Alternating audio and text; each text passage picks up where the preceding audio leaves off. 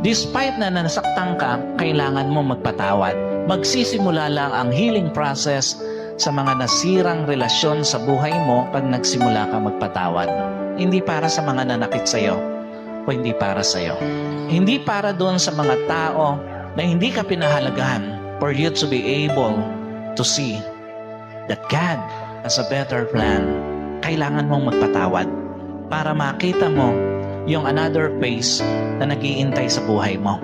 Despite na nasaktan ka ng mga taong hindi nagpahalaga sa'yo, kasi nga, that would be the start, that would be the open doors to mend what was broke in your life. Yung pagpapatawad natin, magbubukas ng pintuan para sa mga nasirang relasyon sa buhay mo. Hanggat hindi ka nagpapatawad, hindi magsisimula o magbubukas ang pintuan para mabuo muli anumang nasira sa buhay mo.